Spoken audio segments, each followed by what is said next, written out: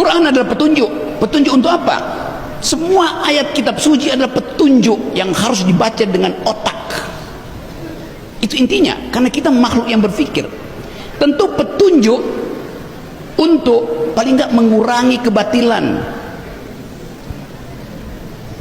menghilangkan kemungkaran. Paling enggak itu lebih dahulu deh, kalau belum bisa memproduksi kebahagiaan,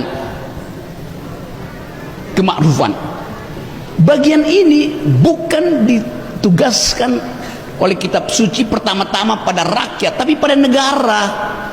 Penguasa harusnya paham ayat itu, amar ma'ruf nahi mungkar itu pertama ayat untuk penguasa.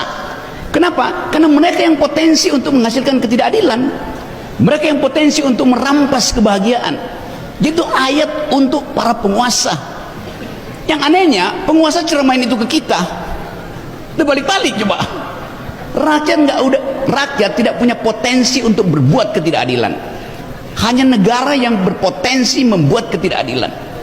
Dan ketidakadilan itu yang saya terangkan tadi, bahwa indeks kecerdasan bangsa ini drop. Di Asia, Indonesia itu nomor 30 dari 32 negara. Paling atas, paling bawah kecerdasannya itu. Padahal konstitusi kita menugaskan presiden untuk menghasilkan dua hal: cerdaskan kehidupan bangsa, pelihara fakir miskin. Dua-duanya nggak dilakukan oleh negara. Jadi itulah hak dari kita di sini untuk mempersoalkan ketidakadilan itu. Nah, Gus Toha tadi betul menerangkan bahwa sebaiknya ada upaya untuk mengkritisi dari kalangan akademisi itu. Tapi sering dianggap akademisi itu adalah mereka yang membantu presiden. Kalau Anda tidak ada di lingkaran presiden, Anda dianggap sebagai oposisi walaupun status Anda akademisi. Kan bajingan cara berpikir begitu kan? Kurang ajar. Apalagi kalau akademisinya muslim, dianggap ini untuk mempromosikan negara Islam. Udah ada semacam sinopsis di kepala bahwa kegiatan di pesantren itu adalah untuk menghalangi pemerintah. Itu buruknya tuh. Padahal di tempat ini calon presiden datang. Betul. Calon yang mungkin batal tuh. Jadi teman-teman, ini malam yang buat saya berbahagia karena diingatkan kembali fungsi dari persahabatan, fungsi dari keakraban. Dan itu membutuhkan permenungan. Nah, di dalam permenungan itu kita tidak boleh sekedar memakai rasio, reason dalam bahasa Inggris. Ada hal di dalam Islam yang nggak bisa diterjemahkan, yang disebut, kalau bahasa Inggris mungkin sebut reason, itu akal yang bernalar. Passion, batin yang membaca. Tetapi bagaimana menerangkan misalnya istilah kolbu? Apa bahasa Indonesia atau kolbu? Hati. Tetapi bukan hati yang ada bentuk fisiknya yang bisa sakit hati itu, tapi hati dalam pengertian mampu memikirkan wisdom, itu namanya kolbu. Semacam percakapan antara reason dan passion, moderatornya adalah kolbu. Otak kita menghendaki pikiran rasional, matematis.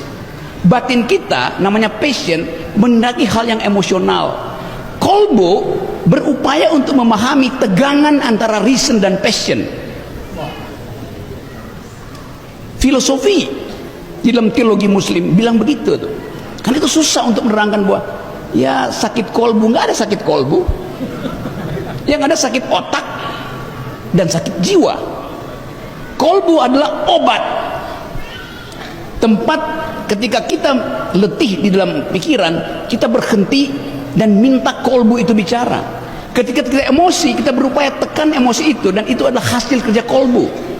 Bagian yang suci itu yang hilang dari bangsa ini.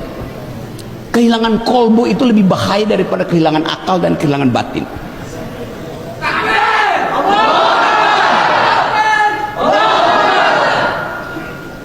Nah, kesempatan ini adalah upaya untuk membenahi bangsa ini dengan memproduksi kolbu. Tapi nanti saya akan dibully, pasti dibully itu. Sok tahu Rocky Gerung ngomong apa dia? ada yang akan menjelaskan. Ustaz Toha tuh.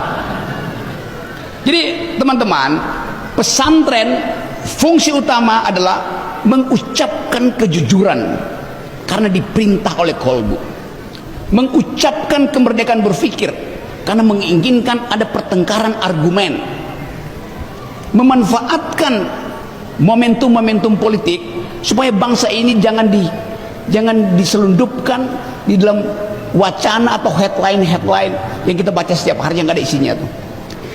Jadi teman-teman, itu kultum saya hari ini. Nanti sebelum kita bercakap-cakap, tapi saya ingin mengatakan kesenangan hati saya karena diundang di tempat di mana pikiran itu dihargai. Terima kasih. Assalamualaikum warahmatullahi wabarakatuh.